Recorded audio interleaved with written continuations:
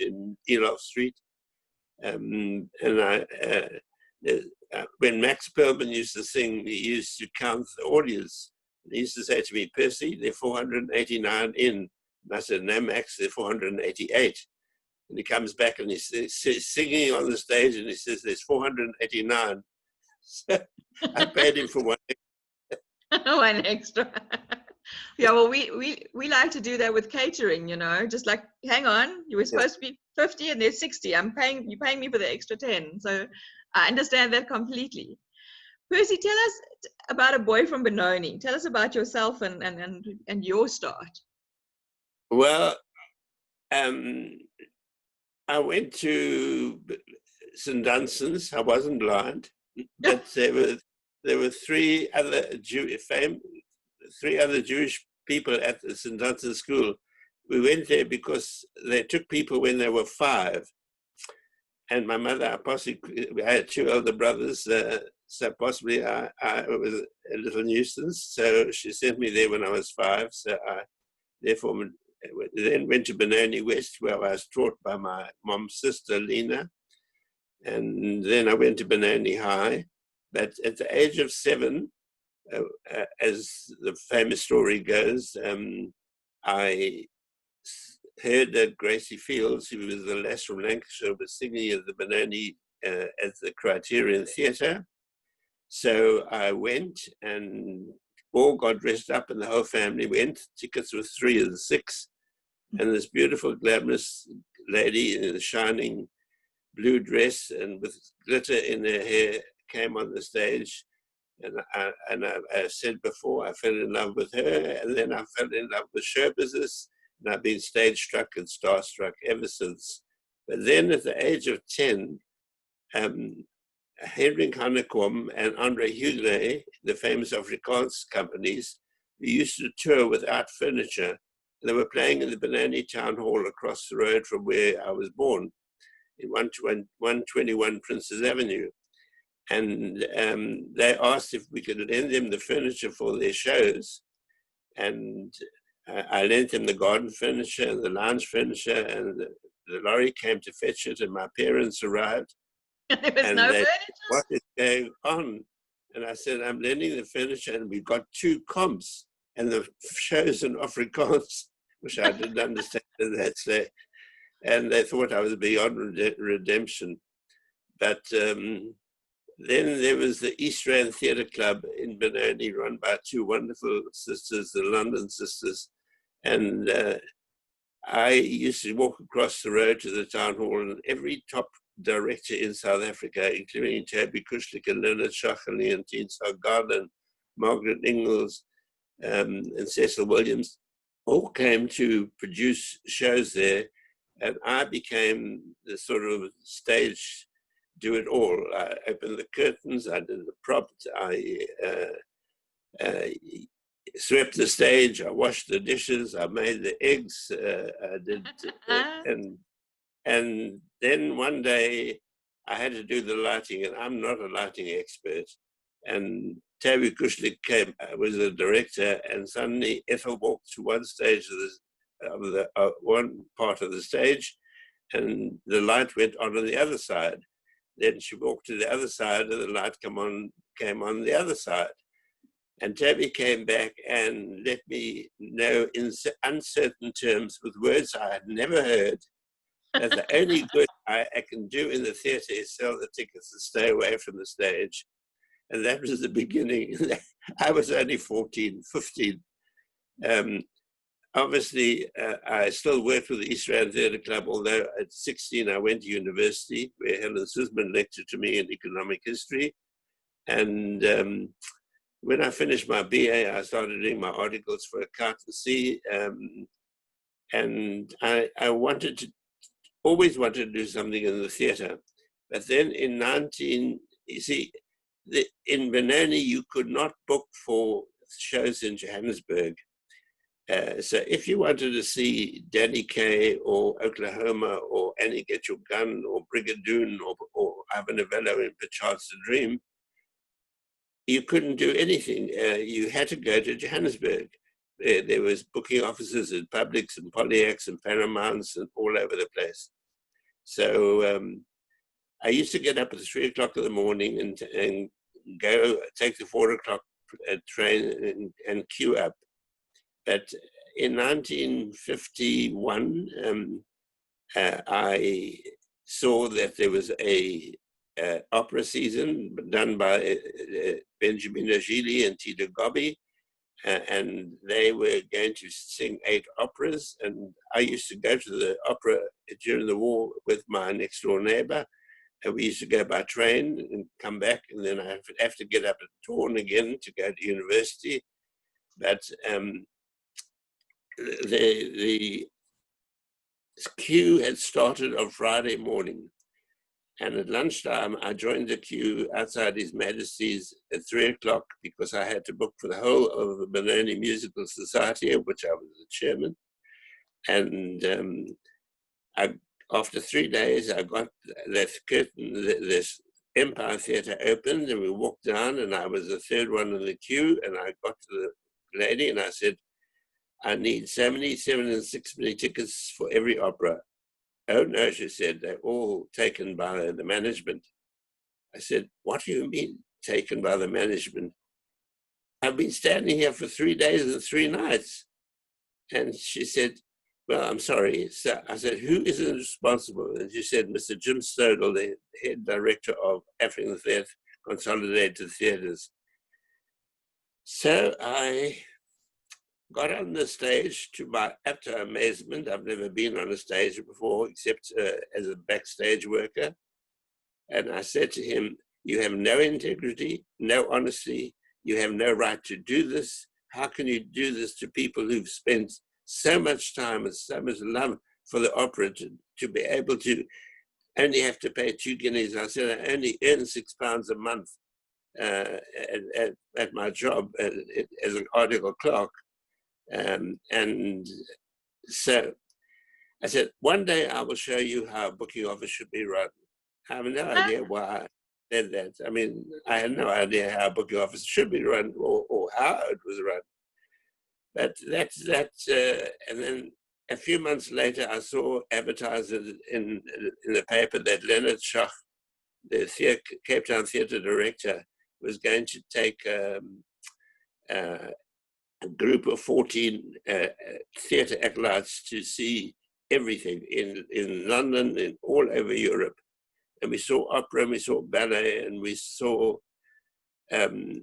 did sometimes 5 shows in one day, but Wow. we saw theatre in German, we saw theatre in Italian, in Swiss, in French, everywhere. And that, during the talk with Leonard on this trip, I realized that I must find something that will enable me to join my profession to my my love for theatre. Percy, Yep. have you never wanted to actually be on the stage and perform? If you're going to go on the stage, you must be able to act, dance, sing. I can't dance, I can't sing, I can't even play the piano. In fact, my piano, if my niece is listening in Australia, send my piano back, belongs to me. So how did you get from wanting to sell tickets or being indignant about the sale of tickets not being available to starting Computicket yourself? No, the thing is that I started, when in 1954, Leon said to me, I'm going to do a production of King Lear, and I need a book. I need somebody to do my business manager. Well, there's no way that I could have publicity done, front of house programs, advertising, everything that's needed in a theatre office. So we found a little arcade in 100 Elof Street, just opposite Castle Mansions. And we opened show service on the 16th of August, 1954. And we opened with Emlyn Williams. And Emlyn Williams was a great success at the Brook Theatre, which had opened just a few months after we did. That was the first big booking. And then after Emma Williams, in 1956, we had the 70th birthday of Johannesburg, where they brought orchestras, ballet dancers, La Scala, and the greatest artists in the world. And it was an unbelievable experience. But the queues were massive. And I can tell you the story of the post office where they rang me up and said, "Why don't you come and collect your post?" And I said, "Is there any post to collect?" He said, "Post to collect, bring a lorry." And we had to work out a system how to get everybody, and everybody wanted to see Margot Fonteyn, and it was sold out at His Majesty's, all 10 performances. And we wrote to Margot's agent and said, would she consider doing another performance in the open air where we could build a scaffolding about 10,000 seats? And she said yes. So we built a stage on Zoo Lake. In that island in the all middle. Swans going, with the swans going around, and oh, how beautiful. the rain came down at 7:15 to 8:15. What a disaster. The municipality got paid insurance for that. Everybody got wet. And then she did Act 2 of Swan Lake. And being chutzpahdik, I went backstage with Ernest Fleischman and said, Margot, would you possibly think about doing this again? Everybody is wet through. And she said, of course I'll do it again. And I mean, the Raw was like the Rugby World Cup. It just went unbelievable. But in this trip that I did with Leonard, I had stood outside in the cold snow at Covent Garden after Margot Fontaine's performance in 1951. And I couldn't believe that 5 years later I would be hosting her and looking after her, because the municipality didn't leave any budget. And we used to, Cyril and Peter Fisher used to join me, and we used to take her out for dinner every night and became great friends with her. But in this tour, we met everyone: John Gielgud, Ralph Richardson, Laurence Olivier, Vivian Lee. And there was one incident in Paris. I was rushing through the doors because we were late to the Paris Opera House, and I bumped into somebody, and I looked at him and I thought, I recognize you, but who are you? And I had thrown his rig onto the floor in my bump, and he said, I'm Gene Kelly. So I said, Gene Kelly, I'm terribly sorry. And then at interval, he looked around and he saw me and he put his wig back again. He said, you apologize so nicely. Do you want to go and meet Serge Liffard, the director of the Paris Opera, afterwards? I said, of course I would, because he was part of the Diaghilev ballet schools in the 1920s and 30s. In fact, I have the box office takings of the Pavlova tour of 1926 before I was born. And she took 26 pounds in 1 week, which I don't think made a very great difference to her livelihood. But from 1954 to 1971, the queues just grew and grew. And of course, on the 2nd of February, 1959, King Kong opened, and it was a multiracial hall because the university was multiracial, and Leon would only play to multiracial halls. Leon Gluckman was the director. It was the most unbelievable opening night. The audience just went mad, and the queues went around 4 blocks. And I used to go up to the end of the block and say, we can only serve so many people in a day because we only had 4 cashiers. And if you come back, it's Tuesday afternoon, come back on Friday at about 3:15, and we'll be able to serve you then. And make an appointment to get tickets. Sorry? Make an appointment to come and get some tickets. Make an appointment, yeah. And I thought there had to be a better way of doing things. You know, a performance without an audience is meaningless. And here we couldn't even, the hall was just too small for, it was over 1,000 seats, but we sold every performance, and we tried to revive King Kong many times, but it was always, the rights were very difficult to get. And then 2 years ago, they did it in Cape Town, and Mrs. Todd Machikiza's wife was still alive, and she gave the rights, and she died a few weeks ago. Sorry. But the queues just grew and grew and grew. And then in 1968, I read an article that there is beginning to be computerization in the theater. And I went overseas immediately, and I went to Los Angeles to see what was doing at the Armisen Theater, and they didn't know what they were doing.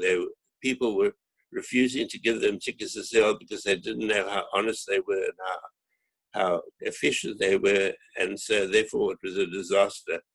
But I did meet Greer Garson and Kirk Douglas and Rod and Bert Lancaster, and that made up for everything.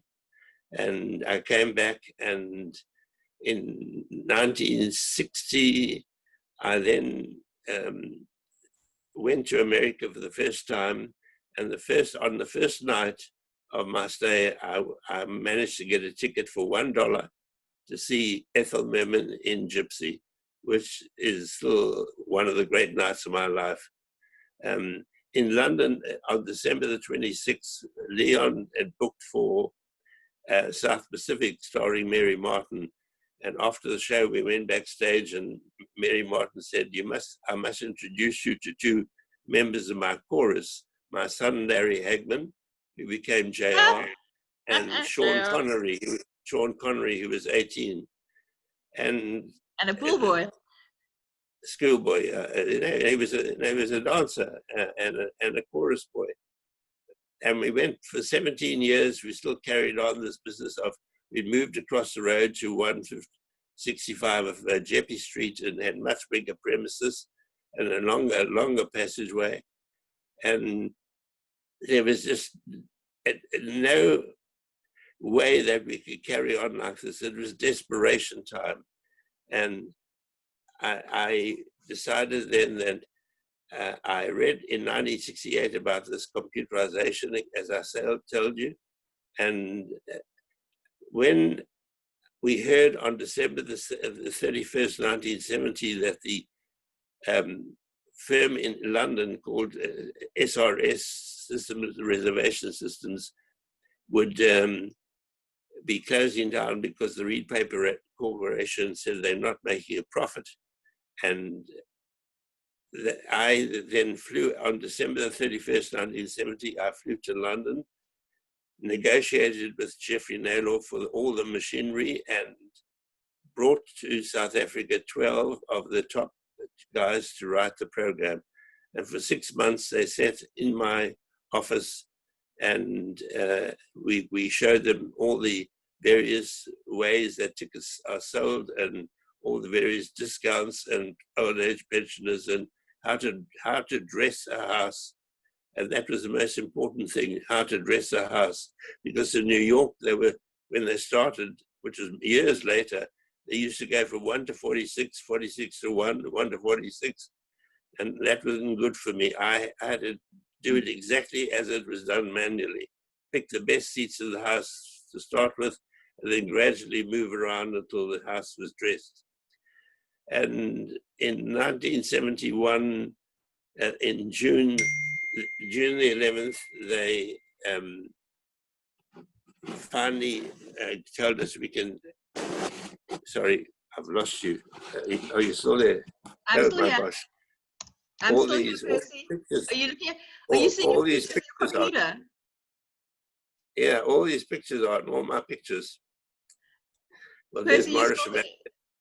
Percy? Are you seeing a picture of the computer on your screen? Yes, I'm seeing all the pictures, and I'm seeing myself. Okay, well, you need to actually just be seeing one picture at the moment, and that's this one. That's one. That's the second terminal we had. after the first terminal, there was a second design terminal we had. Is there any more? I want to just talk about your food. I actually want to tell you a little story at this point. I want to give you an idea about if you started Computicket in 1971, I want you to know how far ahead of your time you actually were. In 1987, I took a gap year after school. I finished school in 86. 87, I went away and I was in Israel for a while, and then I went to England. And in England, I waitressed for a living. And there was a guy that used to come in and chat up one of those gorgeous blonde waitresses that was at this restaurant. And the one day they were talking and he was telling her about the next big thing that was coming. And the next big thing was computers. And that was 1987, before actually computers blew up. I mean, Windows didn't exist. We programmed in COBOL. So look how far ahead. I mean, I was 21, 22 maybe. I'm not going to show my maths off this morning. 20 and a half. Yeah, I mean, that's how far ahead you were. And computers weren't even a the go-to place. Now they're the go-to place. So, I mean, compared from 71 to 87, 88, I mean, that's a leap forward. That's like traveling in time. Incredible. Well, person. The big thing is that everybody overseas would not hand over the tickets to the agencies. I didn't have that problem, as I had all the tickets, and we were the only booking office there is, so we could do what we liked, and we found a wonderful team at Sigma Data in the Saratoga Avenue in Dawnfontein in the Catholic Hall, and they had a IBM 360 which fitted our system, and then we ran on it for about about a year, and then we went on to the 370, and then 2 years later they decided to immigrate to Australia, and they sold their shares to Anglo-American, and we went to a massive computer room in Fox Street. It took the whole block. And when I brought Leon Gluckman, who was here on a visit from England, he said to me, I can't believe that you started this in 54. Now look, all these, there were about 40 computers working at the same time. And we were very upset because when the system went down, of course, the first thing they did was bring the gold mines up, and then we were last in the queue. So in 1977, we decided that we'll buy our own mini computers. It was the first one in the world to buy these mini computers for a computerized system. And they were Perkin-Elmer, and we walked across the road and took our discs and opened up in Marshall Street at our own premises. And we were there until we moved to Corner Troy and Main Street in later years. And now, of course, they're all based in Greenside, and it all works on PCs and anything you want, your phones, your Android, your iPads, anything, and you can print your own tickets, and you don't need to stand in a booking office. So I've been retired 26 years, and I sit at my desk and I wait till midnight when it's the best time, and I look for what the best tickets were, and I buy them, and I pay for them, and I print them, and there's no queuing for me. I've done enough queuing in my life. I have to tell you a funny story about queuing. I was in London, I think probably around the same time, maybe I don't know. And Starlight Express was on, and we were queuing for tickets at lunchtime, and we were in this queue also for about an hour and a half, 2 hours. And I had just got to the front of the queue, and over the road was the train station, and there were these armies or policemen patrolling the roof of the train station. And apparently Mitterrand was arriving in London, and there was a bomb scare in the theater. So they made everybody go back about 2 blocks. So there was this huge queue behind us, and we were pushed right to the back of the 2 blocks. And then eventually after about another hour and a half, they said, okay, the bomb scare is over. And this queue just surged forward. And people were racing to get back to the front of the queue to get tickets. And luckily, some kind soul said, well, the people that were in front need to come back to the front. Otherwise, there wouldn't have been any tickets for Starlight Express that afternoon. But I mean, queuing is my worst. I hate, even for shopping, I hate queuing. So I get it completely. When we saw Starlight Express, the bridge had collapsed. So the show was cancelled in the middle. Over all these years, I've seen so many gifted artists of international repute have visited these shores, bringing pleasure and enrichment to hundreds of thousands of South Africans, many of whom I'd never have had the opportunity to see and hear them perform. During the next 50 years, I was in a unique position as we handled all the shows in every field of theatre, performing arts, music, and sporting events. I came to know and work with every management and celebrity in every field of activity. Indeed, my office was the focal point for show business in this country. And the story was ready to be told when I retired, and I was asked to write this book. I said, I've never written anything in my life before. And I started in February 1996, and it was launched in May 1997. And now, on my 90th birthday, I had it. For 2 years, we scanned every page, and I put it on the internet free of charge, so that the book will not disappear when I disappear. And it's available on showworks.com. I think it's showworks.com. If not, I will put the right thing. I think it's showworks.com. But if you just go to Percy Tucker on the internet, you will see a lovely hour's interview also called Theatre Lives, because Peter Turin has decided that he was going to ask every person over 60 to tell their story, so it will be in an archive and will never be lost. And this was marvelous. My book deals with my 50 or more years of working in the entertainment industry and chronicles the dramatic and exciting history of the great of entertainment in South Africa over these many decades. After the launch of the book, Barry Ronga said, books are written by actors, producers, impresarios, or managements. To my knowledge, this is the first book to be written by someone who sold the tickets.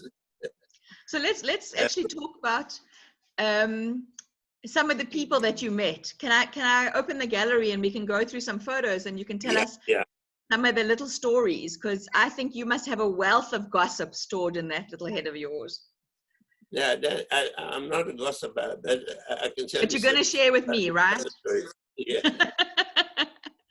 We're not going to share with everybody else that's in the room. It'll just be you and I having a little conversation, okay? Yeah. You can probably smell the leopard off of those tracks. So, most certainly. Can you see that picture? You're pointing between the Vera Lynn picture and the Marlene Dietrich picture, and the Marlene Dietrich picture. No, there should be only one picture. Hang on, this one. Yeah, I haven't got it. I've got, oh, here it is. That's Vera Lynn, who passed away. She had a state funeral last week. She started singing she came on at about 9:30, and it was at the Civic Theatre in Johannesburg, and it was in aid of the moths. And the moths, it was the people that joined the army in the war and joined the members of the Tin Hats. And she started singing at about 9:30. At 11:30, the concert was supposed to be over. The people wouldn't leave. Oh, she wow. sang and sang and sang until 1 o'clock in the morning. And then the orchestra said, enough, we cannot even, our lips are burning, we can't do anything. But it was an unbelievable night. I mean, this nostalgia. And of course, then Richard Loring did in the soundstage a wonderful show called We'll Meet Again, and served sausages and mash. everything to recreate the war years. But she was lovely. And then there was Tommy Trinder, who was appearing in a pantomime here in South Africa. And this was in the 1960s. Next picture. This man over here is Percy Tucker. Oh, That's little me. That's you, yes. wow. Okay, Yes, let's go look for another one, Percy. Let's see, who's this?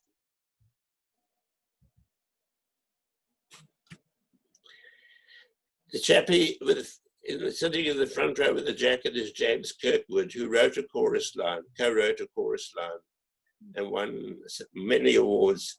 Next to him was Anthony Daniels. He played C-3PO, I think in Star Wars. Oh, wow. And behind is myself and my partner, Graham. Not sure about that moustache, Percy. Moustache, yeah. How long was that moustache a feature for? Because I'm not sure about it. I hated it. It came off eventually, but in the 1970s, everybody was growing moustaches. But Jimmy came out here because Peter Turin was doing his play, P.S. Your Cat is Dead, which is based on a famous book that he wrote. And I must tell you a story about Jimmy Kirkwood. I brought him out to South Africa in 1963 in a play called Never Too Late, directed by Elaine Perry, whose mother, Antoinette Perry, she's named after the Tony Awards.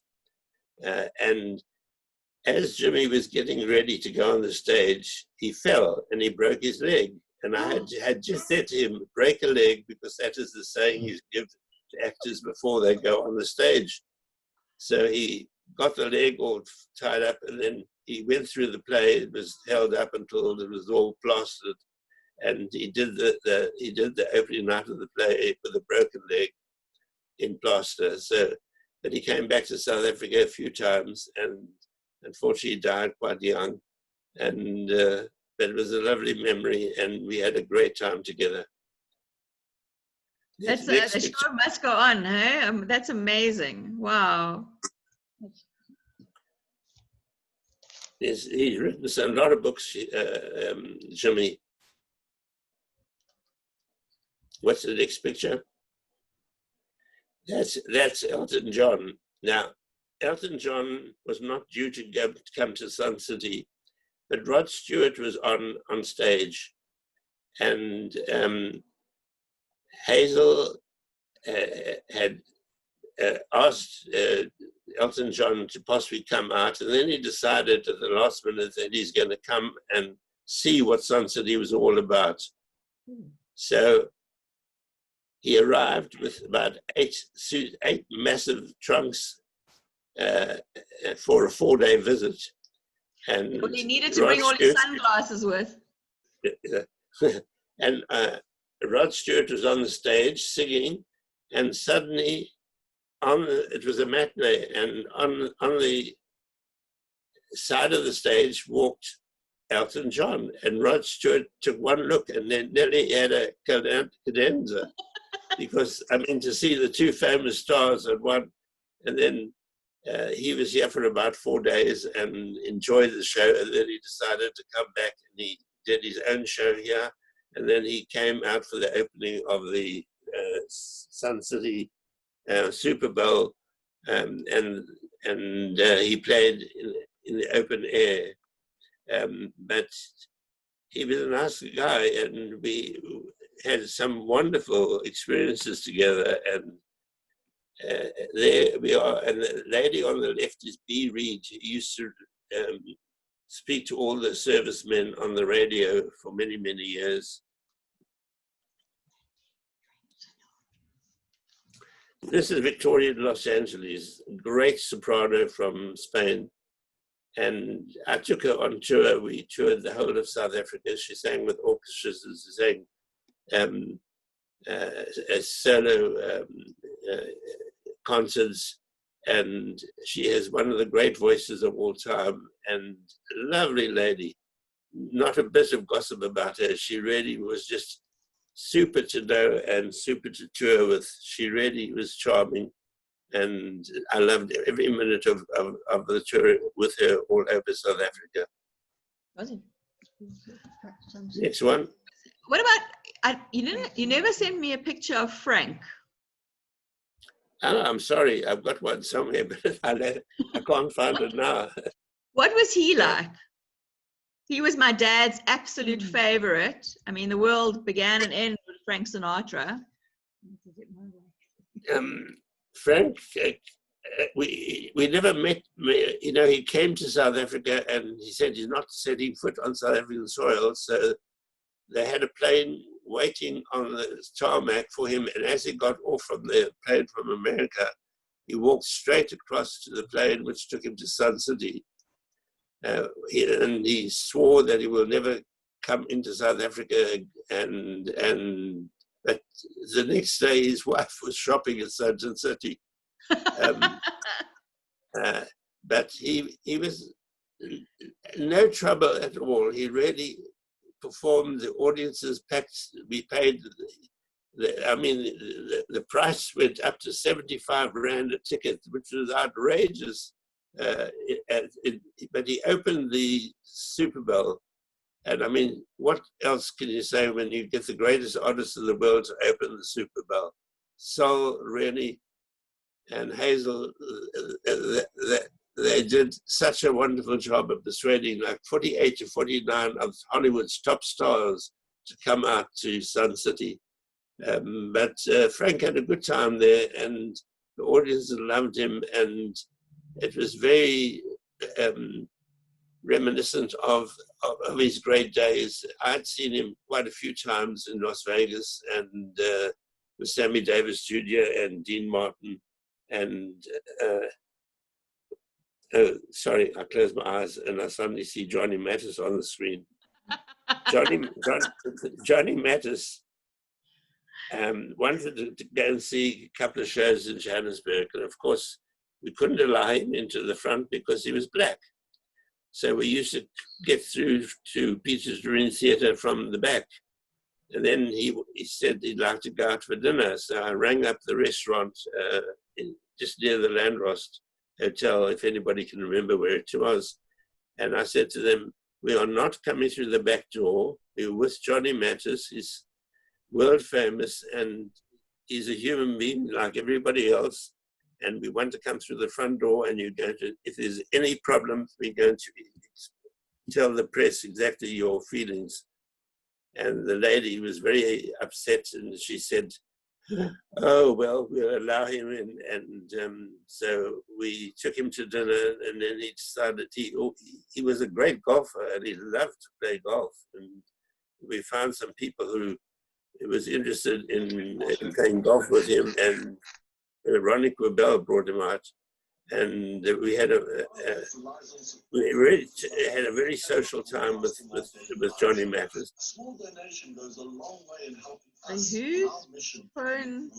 Whose mic's not muted? Sorry. Sorry? Somebody's mic is not muted. I'm hearing. Thanks, Dylan, and welcome back to Juma. I'm almost certain this is hard. There we go. Sorted. Okay. Percy, what about Lovelace Watkins? Did you ever come across him? Did I ever come across him? Lovelace Watkins had a very sick child, and my brother in London passed away 2 years ago, was a great pediatrician, and he saved Lovelace's child, and he's still living today. And Lovelace came out. You cannot believe how packed it was. He came for 1 tour, 2 tours, 3 tours, 4 tours, 5 tours. Excuse me. By the 7th tour, he was losing his audience. But when he saw my mother for the first time, he picked her up and gave her a big kiss. And he said, Mama Tucker, your son saved my son. Thank you. And that's amazing. We just never stopped socializing with him, and he just loved every minute of being here. It really was a great success. And of course, in front of me is Elizabeth Taylor and Richard Burton. Funnily enough, What a last beautiful night, couple. yeah, on YouTube, there was a story of Elizabeth Taylor's life. It's on YouTube right at the moment.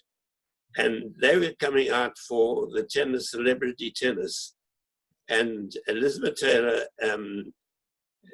I had actually been at her second wedding to Michael Wilding and seen her on the stage quite often. And when she came to South Africa, she made an appearance at a banquet, and Richard Burton got up and said, if anybody wants to see my wife's jewels, come to the table now, because it's the only time you'll ever see them. And she had all of them on. And I said to my mother and my sister-in-law, well, we're mad if we don't go. I mean, we'll never see these jewels again. And she wore that jewel that Mike Todd had given her, and the necklaces, and she was so lovely. And then she had to make a personal appearance at the tennis. And the president was waiting to meet her. And she said, I'm not coming until there are about 5,000 people there. There were only about 2,500. And eventually we rang up everybody and said, for God's sake, drop whatever you're doing, come to Ellis Park.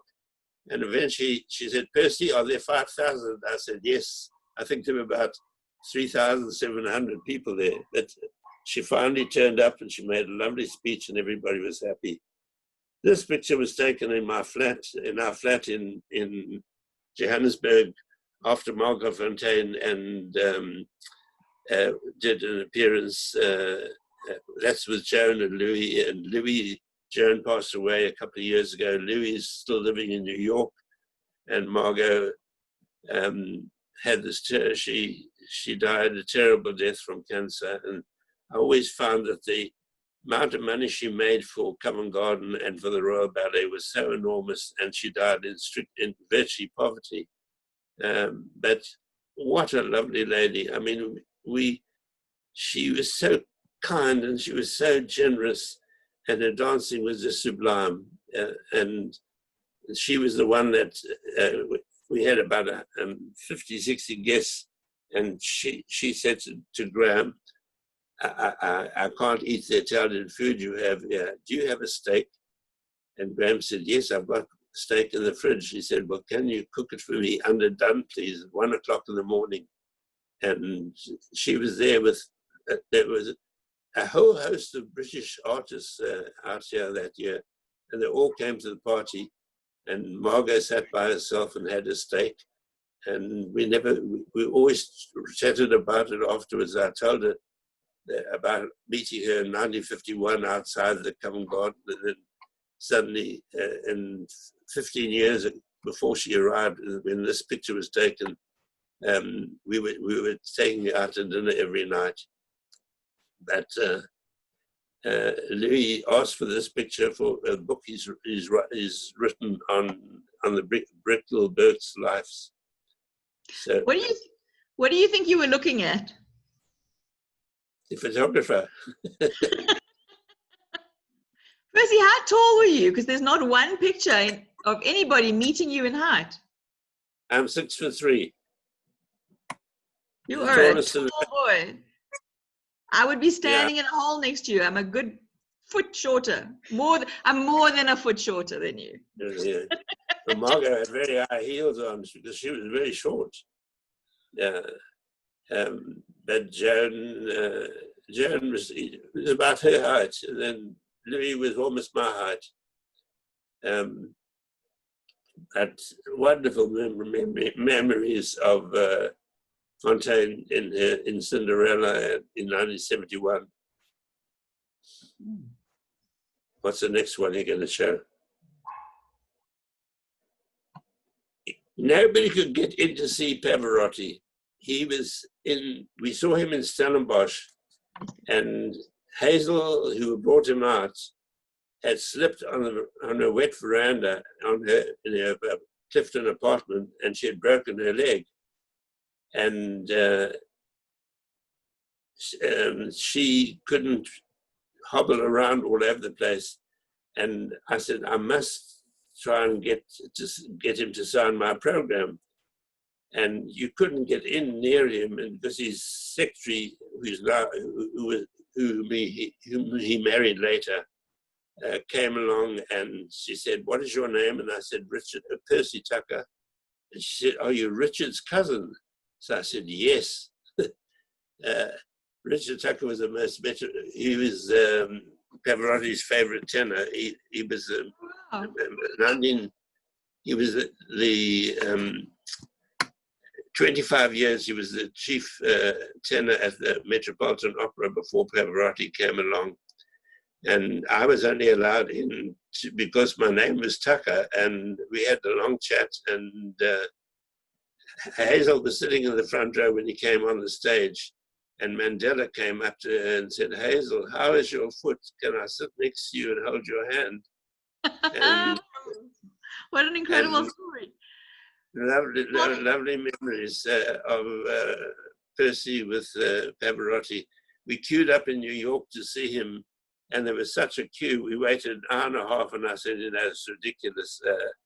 But I must tell you a story. On his visit to Pretoria, he was so big, he was in a golf cart to get down this very steep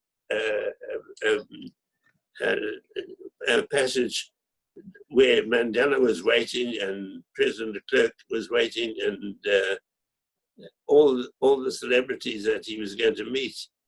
And he lost control of the golf cart. And screamed. I screamed out, "Pavarotti's going to kill Mandela. Please save him." And I saw the headlines the next morning that the security people ran like mad and stopped the golf carts from. He stopped on the edge of where Mandela was standing. So he saved his life. This is This picture's a fabulous advert for Nescafe over here, I see. Which one? This Pavarotti picture. There's a bottle of Nescafe in the background. Fantastic Nescafe advert. I can't see it. But the guys before him were from the Northern Transvaal Rugby Union, and they gave him a blue bull. And I thought, well, how's he going to take that home?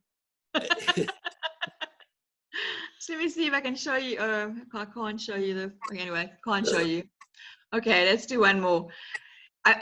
Did you ever come across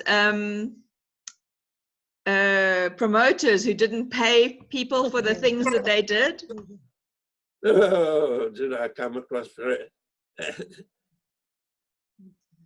when Connie Francis came to South Africa? Let me go back to 1958 when Tommy Steele came to South Africa. He was brought out by a guy who was a clerk in the. Should I speak about Freddie Mercury or? No, carry on. And Tommy Steele had no money to pay, and his manager said they're going home, and I said, "Well, I'll take over the tour." And he was in Cape Town, and the sales were terrible. And I remember that Jimmy McKenzie of African Theatres always used to let the artists arrive at Park Station, put them into wonderful cars, and take them to the Carlton Hotel. And they used to open the window and wave to all the crowds. Cliff Richards was unbelievable. I mean, I've never seen such crowds in Johannesburg as to greet Cliff Richards. Let me tell you, Freddie Mercury lost his voice on a Sunday, and Hazel phoned me at 11 o'clock at night to say, "We're cancelling the rest of the performances." I never spoke for about 5 minutes. I thought, how are we going to refund? And we had a meeting the next day, and the doctor gave him permission to do 3 concerts in a week, and the rest had to get the refund. Meantime, I mean, they were picking up tickets on the floor, and they were running all over the place trying to see. And I was the only signatory on the tickets, and we took about about 2 years to pay everybody. And then when I was in Melbourne, once somebody stopped me in the street. He said, "You from Computicket? I've still got my tickets for Freddie Mercury. Can I still get a refund?" Did you tell him that those tickets are valuable? You know, they're untorn. I must tell you that Saul Kersner, who was obviously in charge of everything in Sun City, such a visionary and such a marvelous man, he said he rang me up on the day the booking opened, screaming at me, saying, "Percy, where's the advert in the Star?" I said, "I took it out yesterday." He said, "Why?" I said, "Because you sold out." And there was absolute silence. So I never heard Saul ever keep quiet. And he said, you sold 80,000 tickets? I said, "Yes, all in this morning." And so we reminisced about this when I showed it to him just before he died. I showed him the book. I'm the only one who's written the history of Sun City since it's opened. And here is Marlena. I mean, she's just the most wonderful star. She was the star. I mean, there's Basil Ruman and his wife Aileen, and myself, of course. Yeah, the short guy on the right. After her last performance, there's so many stories of her. I mean, we used to take her or Peter and Basil used to take her every night to Parktown to a restaurant, a bistro, where she had dinner. And one night we sat there and there were 13 people there. And she said, I cannot eat with 13 people. I had to ring up my manager, Aubrey Lowe, and say to him, "Aubrey, get dressed, come and have dinner with Madam." But if you remember Molly Reinhardt, she was a great columnist of the Sunday Times, and we wanted to see a rehearsal, and nobody was allowed in. And Peter allowed us to crawl along the floor and get into one of the boxes of the Civic Theatre when they were still boxes, and we peered over the top. We watched her and her lighting, Joe Davis. We watched her lighting expert, and it was such a thrill to see this immaculate woman. I mean, she had a terrible time in that during the Wits rag, they broke into her dressing room when she was totally unclothed, and she was in such a state we had to call the police and the security, and she was very upset about the fact that these students, these unruly students, had actually broken into her room while she was dressing. Yeah, that's a dreadful experience. It's not really a good memory to have for her. But we spent 2 wonderful weeks together. I mean, she used to write to me, and because on her last day, she said, "Percy, send champagne to every old age home because they must have breakfast, champagne with breakfast, and I'll send you the money." So I sent her a letter with the amount, and she sent it back to me, and I sent a letter back to her. And I wish I could find the letters because she still owes me money. Percy, Celine Dion owes me 110,000 Rand. When she was here, they couldn't find a caterer to do the catering at Monte Casino and the Dome. So they eventually came to me and said, "Can you do the catering?" And the guy, what did I call him? The guy that brought everybody in, he didn't pay anybody. He owed the promoter, that's right. He owed everybody and their dog money. I mean, the Kroc brothers, he owed them something like 30 million or something like that. He didn't pay the lighting people. He didn't pay the Dome. He didn't pay us. Nobody got paid for that event except for her. I think she got 10 million Rand. So she got $1 million at that point. And then as a result of that, Josh Groban actually cancelled coming to South Africa. Well, in the 60s, Connie Francis came out here, and on her opening night, she said, "I'm too sick to go on, and you can tell the people I'll do a show for them on my return from the tour." And I decided to fly down to Cape Town to speak to the orchestra members because they know everything. And they said, "Connie is going to go home that night." So I went to the Kempton Park police station and we issued signs for her arrest, which were all over the Star. Connie Francis arrested, and she eventually decided she could do 26 minutes on the stage. And on the 26th minute, she said, thank you, walked off and went to the airport. But, all the great stars of that time, Dusty Springfield, she played around and she thought she could only play before multiracial audiences. And of course, she was insulting the president and everybody in sight. And they eventually arrested her and withdrew her passport and deported her. But just before she was deported, she was at the Waldorf Hotel with ABC and NBC and CNN. I thought, we've never seen these people in this country before. This has all been arranged because her career was not falling apart, but she wasn't at the height anymore. And I think she decided that this is the way to get her name in the papers again. I never spoke to her again, and it was quite horrendous, the cancellation. If I had to tell you about the cancellations and the post office and the modems, and suddenly you'd find a queue all over South Africa and the post office would pull out the modems. For what reason, only they know. And I used to run into the computer room and that's where I lost, I just start running again. I lost weight, so much weight running to say, what the hell's going on? You know, we've got those people standing in the queues.